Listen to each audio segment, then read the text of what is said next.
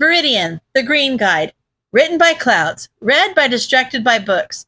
Chapter 106. Attack. Nedzu observed the Medbots as they loaded young Hagakure onto a stretcher. Recovery Girl had already been made aware of the situation, as unprecedented as it was, and she and Hound Dog were both prepared to receive the girl and give her the best chance at recovery. Now all that was left to do was to contact the girl's parents and find a way to keep Queen Bee in custody without her possessing another host.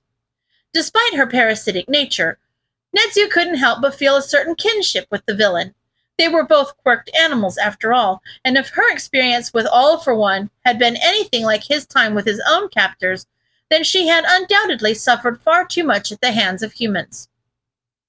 Animals like them had to stick together, so he wasn't about to simply throw her to the wolves. A chill went up his spine, and Nedzu's fur stood on end as a portal whirled into existence just down the hall. Shigaraki stuck his head through the portal and grinned widely behind the hand on his face as they made eye contact. So much for taking time to revel in their victory. I'm just gonna hack the cameras real quick, Izuku muttered. I don't want to accidentally put Ingenium in danger by scaring him in the middle of a villain fight. Good practice, a problem child. Eraser nodded approvingly. But you're not going to have to hack into things anymore, you know. We can just get you your own comm once you have your license. Izuku blinked back a tear and tried to ignore the way his heart sank, focusing on getting visuals of Ingenium. Your brother's in Hosu right now, right? Yes, he is, Ida said. Are you having trouble finding him? No, Izuku said quickly. It just always takes a minute to... He trailed off as he found Ingenium. At first glance, it seemed like a good time to interrupt, but something seemed off somehow. Ingenium was looking around like he was looking for something or someone. Was he in the middle of a chase? He wasn't running, though. Was there something Izuku was missing? Izuku frowned and scrolled through the cameras near where he'd found Ingenium, looking for any bit of context, and he went cold with dread as he caught a glimpse of the bright red scarf disappearing into the alley that Ingenium was about to walk into. He scrambled to connect the comms. Ingenium, this is Viridian. I need you to stop right where you are. Denki started giggling, and Ida looked mildly concerned as Eraser sighed. Did you have to be so dramatic, kid? I know this is a prank, but making him panic is illogical. Izuku just gave a quick shake of his head to get them to be quiet as he turned his attention back to Ingenium. Are you looking for the hero killer right now? Ida's eyes widened, and Denki slammed a hand over his mouth to muffle a gasp. Eraser had frowned and walked around so that he could look over Izuku's shoulder. On screen, Ingenium was shaking his head. I was actually looking for another guy, Ingenium chuckled nervously. Why? Should I be worried? Izuku took a deep breath and let himself fall into his vigilante mode. He's in the alley right beside you. I'm still working on getting a visual of the alley itself, but my guess is that he's lying in wait for either you or another hero. Don't go into the alley alone. Obviously, Ingenium gulped. Okay, most of my team is off chasing the criminal we've been tracking, but I could probably spare one or two to help out here, assuming that Stain doesn't move. Maybe Crawler could? Izuku found a camera facing the alley that he could zoom in on and get at least a semi-decent view of the alley. Ingenium, look out! Stain had gotten impatient, and Ingenium barely managed to dodge the katana as it sliced through the air near his stomach. Whoa, not cool. Viridian, I gotta focus on fighting, Izuku said firmly. I'll see if I can't get you some backup. Ida looked between Kaminari and Izuku in concern and confusion. What's happening? The third round is supposed to start soon, but go, Izuku said firmly, eyes still glued to the computer. You worry about winning, I'll worry about your brother. Same goes for you, Denki. Don't go over your limits and make yourself a complete idiot, though. Right. Denki gave him a reassuring smile, but Izuku could tell he was nervous underneath. Just a partial idiot. Got it. Good. Eraser jerked his head toward the rest of the student areas. You boys go fight and leave the heroism to us. Shigaraki didn't stop grinning as he stalked down the hall toward Nedzu. Kurogiri, you go take care of the vigilante brat. I'll squash the bug. Now, Rat, hand her over. I don't believe that I will, Nedzu said calmly. Queen Bee has been arrested, so giving her back to the villains would be rather counterproductive. I'm sure you understand. Nice try. Shigaraki's grin got wider, but killing a few NPCs is always a fun part of any quest. He lunged forward and Nedzu dropped, protecting the jar with Queen Bee as Shigaraki disintegrated part of the wall behind him. Nedzu immediately went for his ankles, biting and scratching at the exposed skin, and just managed to scramble backwards as Shigaraki grabbed his waistcoat.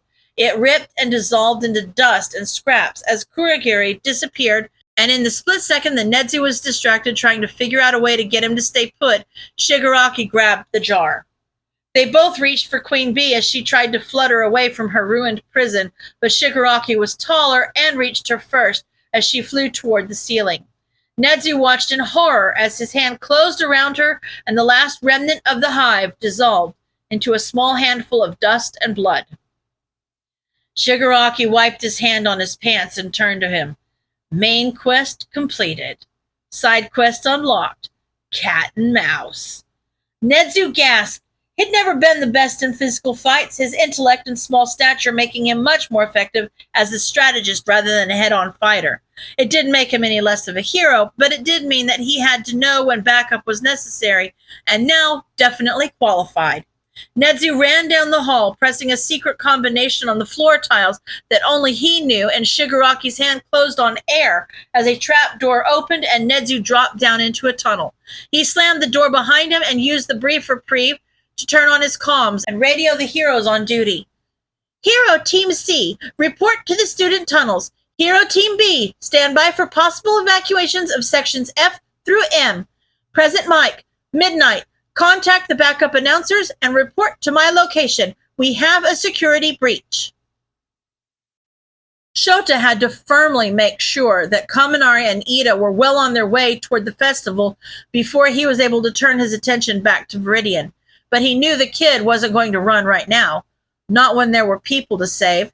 He hadn't even noticed Shota's capture weapon loosening.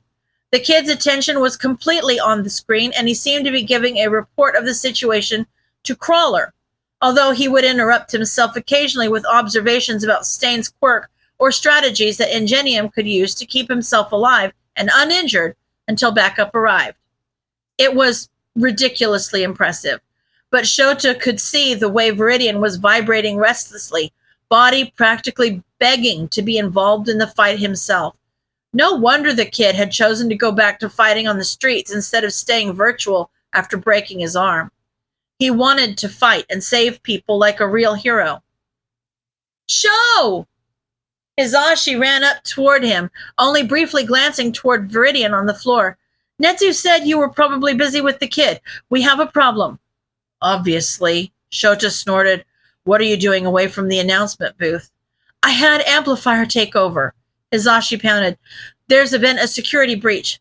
Sho, it's him. Shota frowned, hoping that he was misunderstanding. Who? Nomori joined the conversation, jogging toward them with her whip at the ready and sections of her costume already ripped for easy access to her quirk. The League of Villains, the Villain Factory, whatever you call them, whoever they are, they got in with Kurogiri. Kurogiri. Shota breathed. Hizashi nodded. Oboro is here. Shota glanced toward Viridian. The kid was so in the zone he hadn't even realized the others had arrived. I can't, Shota, Nomori pleaded. We might not get another chance to save him. He cursed under his breath. The kid would stay put for as long as it took to save Tensei, so if they could save Shirakumo quickly enough. Nomori was right. With a teleportation quirk in the equation, they wouldn't ever get another chance to save him. Fine. He forced himself to turn away from his problem child. Let's get this over with quickly. There had been a weird delay before the third round. Hitoshi wasn't quite sure what was going on, but he assumed that President Mike had gotten sick or something, because some woman was doing the announcing right now. His first match was against Inasa, the wind guy he'd brainwashed during the cavalry battle, which meant that he might have figured out how his quirk worked. He was stronger than he'd been before, but that wasn't going to do much good against a literal tornado. How was he still screwed? The announcer lady sounded excited as her voice echoed over the speakers. Is everybody ready to watch these epic battles? First round is the 1A's human tornado, Yorashi Inasa, who will be fighting the underdog from General Studies, Hitoshi Shinso. Hitoshi took a deep breath and took a step forward when he felt something wrap around his wrist and hold him back. He swallowed a yelp and whirled around to see Eraserhead staring at him intensely. You're forfeiting the match. Come with me. What? Hitoshi was suddenly filled with rage. Look, I know it's not the best matchup and I might not win, but you're not even going to give me a chance? This is my last chance to get in the hero course, and you're not even going to let me try? Eraserhead gave him a look. You're already guaranteed entry into the hero course. Getting far enough in the sports festival was just a formality, and it's better to not advertise your quirk anyway. You have to understand that I wouldn't be asking you to do this if it wasn't an emergency. Hitoshi blinked. I'm already guaranteed. Wait, what do you mean an emergency? Do you remember when Kacchan took you to break the brainwashing on a friend of his? Eraser asked. When Hitoshi hesitantly nodded, he continued, what if I were to tell you that Ogawa wasn't the only victim? Hitoshi's eyes widened as he realized what Aizawa was getting at. He wasn't quite sure he was ready, but when Eraserhead looked at him, there was a challenge in his eyes that Hitoshi couldn't turn down. So, Shinso. Eraserhead raised an eyebrow. Are you ready to be a hero? End of chapter.